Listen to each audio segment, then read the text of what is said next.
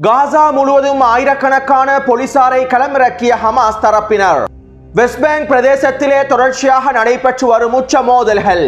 பசுமாட்டிலிருந்து பல பில்லியன் டாலர்களை கறக்கப் போகும் டொனால்ட் ட்ரம்ப். 2 நாட்காலிகளில் அமர்ந்துள்ள அறுது காணும் சிரியாவின் தெற்கு பிரதேசத்தில் மிகப்பெரிய இராணுவ தளத்தினை அமைத்து வரும் இஸ்ரேலிய ஆக்கிரமிப்பும். யமன் மீதான டொனால்ட் ட்ரம்பின் தடைகளும் யமனின் தெற்கு பிரதேசத்திலே நடைபெற்று வரும் தரைவழி தாக்குதல்களும். ஆரம்பமான கலிபோர்னிய காட்டுத்தீயின் 2ஆம் சுற்று.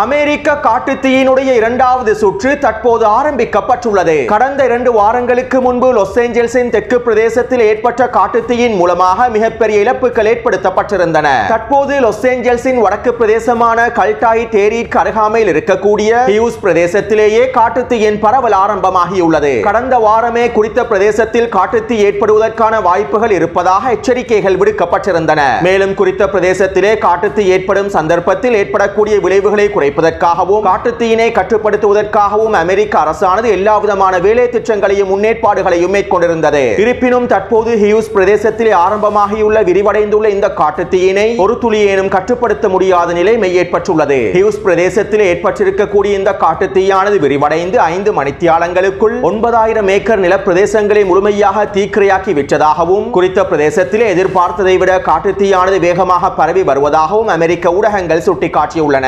இந்த காட்டுத்தீயின் பரவலின் காரணமாக குறித்த பிரதேசத்திலே இருக்கக்கூடிய 75,000க்கும் அதிகமான அமெரிக்க மக்கள் முழுமையாக இடம்பெயர்ந்து விட்டதாகவும் இன்னும் 50,000க்கும் அதிகமான மக்கள் குறித்த பிரதேசங்களில் இருந்து இடம்பெயர்வதற்கான வழிகாட்டுதல்கள் வழங்கப்பட்டிருப்பதாகவும் அமெரிக்க ஊடகங்கள் தெரிவித்துள்ளன. அத்தோடு லாஸ் ஏஞ்சல்ஸின் தெற்கு பிரதேசத்தில் ஏற்பட்ட காட்டுத்தீயிற்கும் தற்போது வடக்கு பிரதேசத்தில் ஏற்பட்டிருக்கக்கூடிய காட்டுத்தீயிற்கும் நிறைய வித்தியாசங்கள் இருப்பதாகவும் தற்போது பரவி இருக்கக்கூடிய காட்டுத்தீயினால் அதிகளவான சேதங்கள் ஏற்படுத்தப்படலாம் என்றும் அமெரிக்க ஆய்வாளர்களும் கருத்துக்களை வெளியிட்டுள்ளார்கள். இதற்கமைவாக இனி வரக்கூடிய நாட்களில் இந்த பிரதேசங்களில் இருக்கக்கூடிய லட்சக்கணக்கான அமெரிக்க மக்களை முழுமையாக இடம்பெயரச் செய்வதற்கான வேலை திட்டங்கள் ஆரம்பிக்கப்பட உள்ளதாகவும் தெரிவிக்கப்படுகின்றது. மேலும் இன்னும் 24 மணித்தியாலங்களுக்குள் இந்த காட்டுத்தீயானது 15,000 ஏக்கர் பிரதேசங்களை முழுமையாக தீக்கிரையாக்கி விடும் என்றும் அமெரிக்க ஆய்வாளர்கள் சுட்டிக்காட்டியுள்ளார்கள். அத்தோடு இந்த காட்டுத்தீயை கட்டுப்படுத்துவதற்காக 4,000க்கும் அதிகமான தீயணைப்பு வீரர்கள் களமிறக்கப்பட்டுள்ளார்கள். இருப்பினும் இன்றிரவு வெப்பக்காற்றினுடைய வேகம் அதிகரிப்பதனால் காட்டுத்தீயினுடைய பரவலை ஒருபொழுதும் கட்டுப்படுத்த முடியாது என்றும் தெரிவிக்கப்படுகின்றது. அடுத்து சவுதி அரேபியாவின் பட்டத்து இளவரசர் முகமது பின் சல்மான் அவர்கள் டொனால்ட் ட்ரம்புக்கு வாழ்த்துக்களை தெரிவித்துள்ளார். மேலும் டொனால்ட் ட்ரம்பிற்கு தொலைபேசி அழைப்பொன்றினை ஏற்படுத்தி சில முக்கியமான கலந்துரையாடல்களையும் மேற்கொண்டுள்ளார். இந்த கலந்துரையாடலின் போது சவுதி அரேபியாவுக்கும் அமெரிக்காவுக்கும் இடையிலே பொருளாதார வர்த்தகத்தினை மேம்படுத்துவதற்கான வேலை திட்டங்கள் தொடர்பாகவும் பேசப்பட்டுள்ளன. அதிலும் குறிப்பாக அமெரிக்காவுடன் 600 பில்லியன் டாலர்கள் பெறுமதி அளவிலான வர்த்தகத்தினை மேற்கொள்வதற்கு சவுதி அரேபியாவின் பட்டத்து இளவரசர் முகமது பின் சல்மான் அவர்கள் உறுதியளித்திருப்பதாகவும் செய்திகள் வெளியாகியுள்ளன. டொனால்ட் ட்ரம்பின் ஆரம்ப ஜனாதிபதி காலப்பகுதியிலே இவை தொடர்பாக பல்வேறுபட்ட பேச்சுவார்த்தைகள் மேற்கொள்ளப்பட்டிருந்தன. பிறகு ஜோ பைடன் ஜனாதிபதியாக பதவியேற்றதும் டொனால்ட் ட்ரம்பிற்கும் சவுதி அரேபியாவுக்கும் இடையிலே மேற்கொள்ளப்படவிருந்த ஒப்பந்தங்கள் முழுமையாக அங்கீகரிக்கப்படவில்லை. எனவே தற்போது டொனால்ட் ட்ரம்ப் மீண்டும் ஜனாதிபதியாக பதவியேற்றிருப்பதனால் சவுதி அரேபியாவுடன் 600 பில்லியன் அமெரிக்க டாலர்கள் பெறுமதி அளவிலான ஒப்பந்தங்களை மேற்கொள்ளப் போகின்றார். மேலும் இந்த ஒப்பந்தங்களை மேற்கொள்வதற்காக டொனால்ட் ட்ரம்ப் சவுதி அரேபியாவுக்கு விஜயம் செய்ய போகின்றார். அத்தோடு இந்த பொருளாதார வர்த்தக ஒப்பந்தங்களோடு சவுதி அரேபியாவின் பாதுகாப்புக்கான ஒப்பந்தமும் கைச்சாத்திடப்பட போகின்றன. இதற்கமைவாக சவுதி அரேபியாவுடைய பாதுகாப்பை அமெரிக்கா முழுமையாக பொறுப்பேற்க போகின்றது. அது மட்டுமல்லாமல் சவுதி அரேபியாவுடன் மேற்கொள்ள போகின்ற இந்த 600 பில்லியன் டாலர்கள் பெறுமதி அளவிலான இந்த வர்த்தக ஒப்பந்தமானது அமெரிக்காவுக்கு மிகப்பெரிய லாபங்களை ஈட்டித் தரப்போகின்றது. இன்னும் ஒரு விதத்தில் குறிப்பிடுவதாக இருந்தால் பசுமாட்டிலிருந்து பல பில்லியன் டாலர்களை டொனால்ட் ட்ரம்ப் கறக்கப் போகின்றார். அடுத்து டொனால்ட் ட்ரம்ப் யமனுக்கு எதிராக சில தீர்மானங்களை முன்வைத்துள்ளார். அதாவது யமன் அன்சாருல்லாவை சர்வதேச பயங்கரவாத பட்டியலில் டொனால்ட் ட்ரம்ப் இணைத்துள்ளார். 2021ஆம் ஆண்டு பைடனுடைய நிர்வாகம் யமனின் அன்சாருல்லா அமைப்பினை பயங்கரவாத பட்டியலில் இருந்து நீக்கினார். தற்போது டொனால்ட் ட்ரம்ப் யமனின் அன்சாருல்லா அமைப்பினை மீண்டும் பயங்கரவாத பட்டியலில் சேர்த்துக் கொண்டுள்ளார். அதே நேரம் கடந்த வருடம் அமெரிக்காவையும் அமெரிக்க இராணுவத்தினையும் பயங்கரவாத அமைப்பாக யமன் அன்சாருல்லா தரப்பினர் யமனுடைய பாராளுமன்றத்திலே முன்மொழிவுகளை முன்வைத்து தீர்மானங்களையும் நிறைவேற்றியிருந்தார்கள். அமெரிக்கா யமன் அன்சாருல்லாவை எவ்வாறு பயங்கரவாதிகளாக அடையாளப்படுத்துகின்றார்களோ அதே போன்று யமன் அன்சாருல்லா தரப்பினர் அமெரிக்காவை பயங்கரவாதிகளாக அடையாளப்படுத்தியுள்ளார்கள். அத்தோடு இந்த தீர்மானத்திற்கு பிறகு பிறகு யமன் அன்சாருல்லாஹ்வினுடைய ஊடக துணைத் தலைவர் இவ்வாறு தெரிவித்துள்ளார். செங்கடல் பிரதேசத்திலே அமெரிக்கா எவ்வாறு தோல்வியடைந்திருக்கின்றதோ அதே போன்றே பயங்கரவாத பட்டியலில் சேர்த்திருக்கக்கூடிய விடயத்திலும் அமெரிக்கா முழுமையாக தோல்வியடையும். எங்களுடைய மக்கள் பலஸ்தீனிய மக்களுக்கு ஆதரவாக களமிறங்கினார்கள். இஸ்ரேலி ஆக்கிரமிப்புக்கு எதிராக செயற்பட்டார்கள். இதன் விளைவால் தான் தற்போது டொனால்ட் ட்ரம்ப் எங்களை பயங்கரவாத பட்டியலில் சேர்த்துள்ளார். நாங்கள் டொனால்ட் ட்ரம்பினுடைய இந்த செயற்பாட்டை வரவேற்கின்றோம். ஏனென்றால் அமெரிக்கர்கள் அவர்களுடைய நண்பர்களுடைய பட்டியலில் எங்களை சேர்ப்பது பயங்கரவாத பட்டியலில் சேர்ப்பதை விட மிகவும் ஆபத்தான விடயமாகவே நாங்கள் பார்க்கின்றோம். மேலும் டொனால்ட் ட்ரம்பினுடைய இந்த தீர்மானங்கள் மூலமாக எதனையுமே அவர்களால் சாதிக்க முடியாது என்றும் யமன் அன்சாருல்லாஹ்வினுடைய ஊடக துணைத் தலைவர் தெரிவித்துள்ளார். அத்தோடு டொனால்ட் ட்ரம்பினுடைய இந்த தீர்மானங்களை யமனின் தெற்கு பிரதேசத்தில் இருக்கக்கூடிய எஸ்டிசி அரசானது வரவேற்றுள்ளது. ஐக்கிய அரபு அமீரகத்தினுடைய கூற்றுப்படைகளை உள்ளடக்கி இருக்கக்கூடிய எஸ்டிசி படைப்பிரிவினருடைய தலைமைகளே டொனால்ட் ட்ரம்பினுடைய இந்த தீர்மானத்தை வரவேற்றுள்ளார்கள். மேலும் யமன் ஹவுதி ராணுவத்தினை முழுமையாக அளிப்பதற்காக டொனால்ட் ட்ரம்ப் எல்லா விதமான உதவிகளையும் மேற்கொள்ள வேண்டும் என்றும் அவர்கள் டொனால்ட் ட்ரம்பிடம் கோரிக்கை விடுத்துள்ளார்கள். அத்தோடு கடந்த 10 நாட்களாக யமனின் தெற்கு பிரதேசத்திலும் கிழக்கு பிரதேசத்திலும் ஐக்கிய அரபு அமீரகத்தினுடைய கூற்றுப்படைகளும் சவுதி அரேபியாவின் கூற்றுப்படைகளும் தரைவழி தாக்குதல்களில் இருந்து பின்வாங்கி இருந்தார்கள். யமன் ஹவுதி ராணுவத்திற்கு எதிரான தரைவழி தாக்குதல்களை நிறுத்தியிருந்தார்கள். தற்போது டொனால்ட் ட்ரம்ப் ஜனாதிபதியாக பதவியேற்றிருப்பதனால் யமனின் தெற்கு பிரதேசமான தாய்ஸின் மேற்கு பிரதேசத்தினூடாக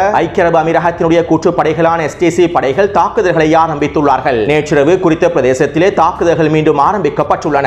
இந்த சந்தர்ப்பத்திலே யமன் ஹவுதி ராணுவத்தினர் உச்ச பதிலடி தாக்குதல்களை மேற்கொண்டுள்ளார்கள். ஐக்கிய அரபு அமீரகத்தினுடைய கூற்றுப்படைகளையும் சவுதி அரேபியாவின் கூற்றுப்படைகளையும் துரத்தி அடித்துள்ளார்கள். அது மட்டுமல்லாமல் தாய்ஸின் மேற்கு பிரதேசத்தில் இருக்கக்கூடிய அல் ஜப்ரா பிரதேசத்தையும் யமன் ஹவுதி ராணுவத்தினர் முழுமையாக கைப்பற்றியுள்ளார்கள். குறித்த கிராமத்திலிருந்து எஸ்டிசி படைப்பிரிவுகள் முழுமையாக பின்வாங்கி இருப்பதாகவும் தெரிவிக்கப்படுகின்றது. அடுத்து அலக்சா வெள்ளப்போர் ஆரம்பிக்கப்பட்டு 2-3 வாரங்களுக்குள் யமன் ஹவுதி ராணுவத்தினர் செங்கடல் பிரதேசத்திலே கேலக்ஸி லீடர் என்கின்ற சரக்கு கப்பலை கைப்பற்றினார்கள். மேலும் இந்த கப்பலுக்குள்ளே 17 பிலிப்பைன்ஸ் நாட்டை சேர்ந்த மாலுமிகள் இருந்தார்கள். இவர்களை பணைய கைதிகளாகவே யமன் ஹவுதி ராணுவத்தினர் பிடித்து வைத்திருந்தார்கள். மேலும் இவர்களை விடுதலை செய்வதற்கான பேச்சுவார்த்தைகள் மேற்கொள்ளப்பட்டிருந்தன. ஓமான் நாட்டினுடைய தலைமைக்கு கீழால் தான் இந்த பேச்சுவார்த்தைகள் மேற்கொள்ளப்பட்டிருந்தன. அத்தோடு ஹமாஸினுடைய தலைமைகள் இவர்களை விடுவிப்பதற்கான அனுமதியை வழங்கியதை தொடர்ந்து நேற்றிரவு பிலிப்பைன்ஸ் நாட்டை சேர்ந்த 17 மாலுமிகளும் விடுதலை செய்யப்பட்டுள்ளார்கள். மேலும் 17 மாலுமிகளும் விடுதலை செய்யப்பட்டிருப்பதாக பிலிப்பைன்ஸ் அரசாங்கமும் ஒப்புக்கொண்டுள்ளது.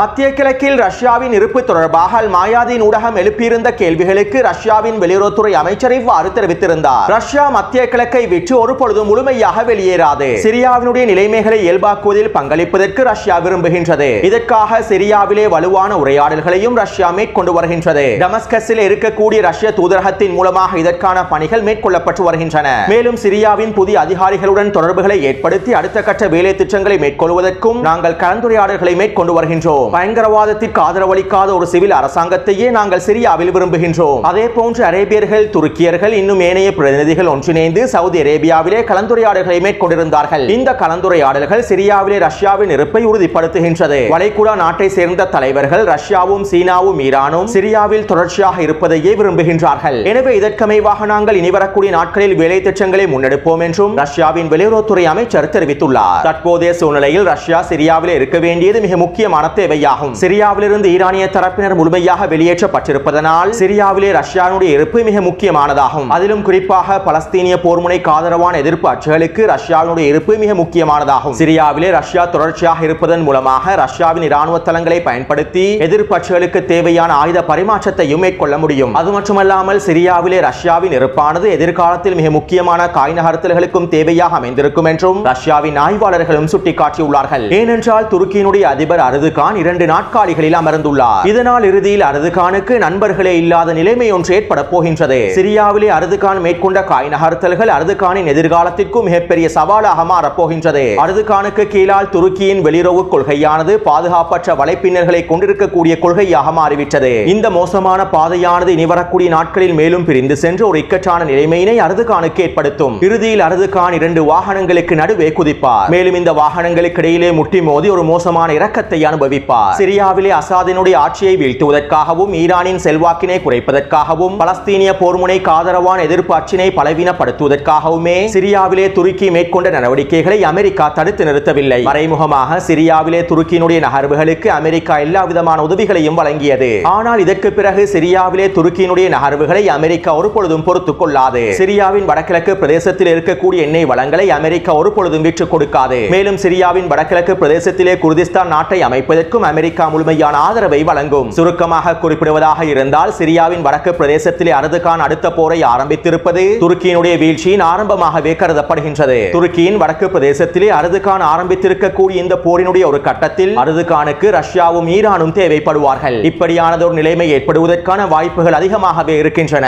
ஆனால் ரஷ்ய அதிபர் புட்டின் அவர்கள் அர்துகானை ஒரு பொழுதும் நம்பவே மாட்டார். அர்துகானினுடைய செயற்பாடுகள் எப்போதும் இரட்டை முகத்தை கொண்ட செயற்பாடுகளாகவே அமைந்துள்ளன. எனவே தற்போது அமெரிக்கா தனது துருக்கிய கூட்டணியின் பக்கத்தினை திருப்புவதற்கு ஆரம்பிக்கப் போகின்றது. துருக்கியினுடைய ஆட்சி அதிகாரத்திலிருந்து அர்துகானை வீழ்த்திவிட்டு சிரியாவின் வடகிழக்கு பிரதேசத்தினை குர்திஸ்தான் நாடாக மாற்றுவதற்கு எல்லாவிதமான வேலை திட்டங்களையும் அமெரிக்க தரப்பினர் மேற்கொள்வார்கள். இதன் மூலமாக நேட்டோ நாடான துருக்கியை அமெரிக்கா முழுமையாக கட்டுப்படுத்தும். சிரியாவில் உள்ள மக்களின் எதிர்காலத்தினை பொருட்படுத்தாமல் அர்துகான் சிரியாவிலே துருக்கியின் செல்வாக்கிற்காக போட்டியிடுகின்றார். சிரியாவின் மூலமாக பொருளாதார லாபங்களை அடைந்து கொள்வதற்கு எல்லாவிதமான வேலை திட்டங்களையும் முன்னெடுக்கின்றார். இதற்காக அர்துகான் யாரோடும் கூட்டு சேருவதற்கு தயாராகவே இருக்கின்றார். எனவே இறுதியில் அர்துகானினுடைய இந்த நிலைப்பாடு அவருக்கு வினையாக வரப்போகின்றது என ரஷ்யாவின் மிக முக்கியமான ஆய்வாளர்களில் ஒருவர் தெரிவித்துள்ளார். அடுத்து சிரியாவின் தெற்கு பிரதேசத்திலே இஸ்ரேலிய ஆக்கிரமிப்பு ராணுவம் சுதந்திரமாக செயற்பட்டு வருகின்றது. குறித்த வரைபடத்திலே சிரியாவின் தெற்கு பிரதேசத்தில் இஸ்ரேலிய ஆக்கிரமிப்பு ராணுவம் கைப்பற்றியிருக்கக்கூடிய பிரதேசங்களை உங்களுக்கு முழுமையாக அவதானிக்கலாம். அத்தோடு குறித்த வரைபடத்தில் இலக்கம் ஒன்றினால் காண்பிக்கப்பட்டிருக்கக்கூடிய குனித்ரா கிராம பிரதேசத்தில் இஸ்ரேலிய ஆக்கிரமிப்பு ராணுவம் மிகப்பெரிய ராணுவ தளம் ஒன்றையும் கட்டமைத்து வருகின்றது. இந்த ராணுவ தளம் தொடர்பான புகைப்படங்களை நான் டெலிகிராம் சேனலிலும் பதிவிட்டுள்ளேன்.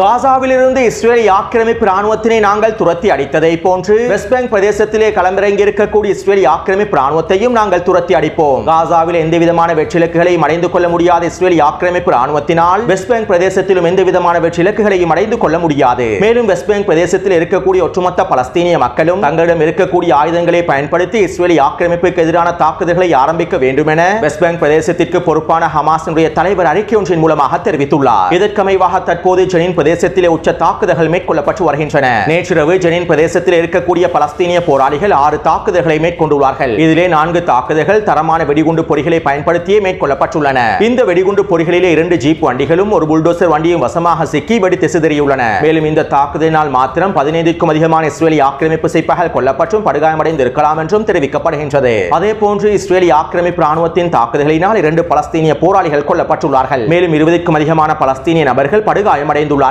அத்தோடு ஜெனின் பிரதேசத்தில் இருக்கக்கூடிய 2000க்கும் அதிகமான பலஸ்தீனிய மக்கள் குறித்த பிரதேசங்களில் இருந்து முழுமையாக இடம்பெயர்ந்து வருகின்றார்கள். இஸ்ரேலிய ஆக்கிரமிப்பு ராணுவம் குறித்த பிரதேசத்தினை முழுமையாக முற்றுகையிட்டு உணவுப் பொருட்களையும் நீரையும் முழுமையாக துண்டித்திருப்பதனால் ஜெனின் பிரதேசத்தில் இருக்கக்கூடிய பலஸ்தீனிய மக்கள் இடம்பெயர்வதற்கு ஆரம்பித்திருப்பதாகவும் அல்-குத்ஸ் ஊடகம் சுட்டிக்காட்டியுள்ளது. இது ஒரு புறம் இருக்க வெஸ்ட் பேங்க் பிரதேசத்தில் இருக்கக்கூடிய நிலத்திரர்கள் பலஸ்தீனிய மக்கள் மீதான தாக்குதல்களையும் அதிகப்படுத்தியுள்ளார்கள். இந்த நிலத்திரர்கள் மீதான தடைகளை டொனால்ட் ட்ரம்ப் முழுமையாக நீக்கியதனால் தற்போது இந்த நிலத்திரர்கள் கும்பலாக ஒன்றிணைந்து பலஸ்தீனிய மக்களுடைய வீடுகளை இலக்கு வைத்தும் பயிற்சிகை நிலங்களை இலக்கு வைத்தும் தாக்குதல்களை மேற்கொண்டு வருகின்றார்கள். நேற்றிரவு கல்கிரியா பிரதேசத்திலே 10 பலஸ்தீனிய வீடுகளை தீயிட்டு கொளுத்தியுள்ளார்கள். அதே போன்று பலஸ்தீனிய மக்களுடைய பயிற்சிகை நிலங்களையும் தீயிட்டு கொளுத்தியுள்ளார்கள். அடுத்து வெஸ்ட் பேங்கின் டூபாஸ், நப்லஸ் ஆகிய பிரதேசங்களிலும் துல்கராம் பிரதேசங்களிலும் பலஸ்தீனிய போராளிகள் கைகூலி அப்பாஸின் PA படைகளுக்கு எதிராக தாக்குதல்களை மேற்கொண்டு வருகின்றார்கள். இஸ்ரேலிய ஆக்கிரமிப்பு ராணுவம் ஜெனின் பிரதேசத்தினை முற்றுகையிட்டிருப்பதை போன்று நப்லஸ் மற்றும் டூபாஸ் பிரதேசத்தை கைகூலி அப்பாஸின் PA படைகள் முற்றுகையிட்டுள்ளன. குறித்த பிரதேசத்தினை முழுமையாக முற்றுகையிட்டு பலஸ்தீனிய போராளிகளுக்கு எதிரான தாக்குதல்களையும் ஆரம்பித்துள்ளார்கள். அதே நேரம் பலஸ்தீனிய போராளிகளும் தொடர்ச்சியான தாக்குதல்களை மேற்கொண்டு வருகின்றார்கள். தற்போதும் வெஸ்ட் பேங்கின் குறித்த பிரதேசங்களில் தொடர்ச்சியான மோதல்கள் இடம்பெற்று வருவதாகவும் தெரிவிக்கப்படுகின்றது. அடுத்து காசாவிலே ஹமாஸ் தரப்பினர் 6000 போலீஸ் வீரர்களை களமிறக்கியுள்ளார்கள். காசாவின் ஒட்டுமொத்த பாதுகாப்பையும் பலப்படுத்துவதற்காகவும் காசாவின் செயற்பாடுகளை ஒருங்கிணைப்பதற்காகவும் ஹமாஸுக்கு கீழால் இயங்கக்கூடிய போலீஸ் படைப்பிரிவுகளை களமிறக்கியுள்ளார்கள். இஸ்ரேலிய ஆக்கிரமிப்பு ராணுவம் ஹமாஸின் போலீஸ் படைப்பிரிவின் தளபதிகளையும் இலக்கு வைத்து தாக்குதல்களை மேற்கொண்டிருந்தது. இவர்களில் பல தளபதிகள் படுகொலை செய்யப்பட்டிருப்பதாகவும் இஸ்ரேலிய ஆக்கிரமிப்பு ராணுவம் அறிவித்திருந்தது. இப்படியான நிலைமையில் ஹமாஸ் தரப்பினர் 6000க்கும் அதிகமான போலீஸ் வீரர்களை காசா முழுவதும் களமிறக்கி காசாவின் ஒட்டுமொத்த கட்டுப்பாட்டையும் கைக்குள் கொண்டு வந்திருப்பது இஸ்ரேலிய ராணுவத்திற்கு மிகப்பெரிய தோல்வியாகவே கருதப்படுகின்றது என்றும் இஸ்ரேலிய ஆக்கிரமிப்பு ஊடகங்கள் தெரிவித்துள்ளன. அத்தோடு காசாவிற்குள்ளே நுழையக்கூடிய உணவுப் பொருட்களையும் நிவாரணப் பொருட்களையும் ஹமாஸின் போலீஸ் படைப்பிரிவினர் முழுமையாக பரிசோதனை செய்கின்றார்கள். இந்த பரிசோதனைகளின் போது உணவுப் பொருட்களிலும் நிவாரணப் பொருட்களிலும் பல உளவு கருவிகள் கண்டுபிடிக்கப்பட்டிருப்பதாகவும் காசாவின் அரசியல் நிர்வாகம் தெரிவித்துள்ளது. எனவே இந்த காணொளி தொடர்பான கருத்துக்களை பதிவிடுங்கள். தொடர்ந்து என்னுடன் இணைந்திருங்கள். நன்றி, வணக்கம்.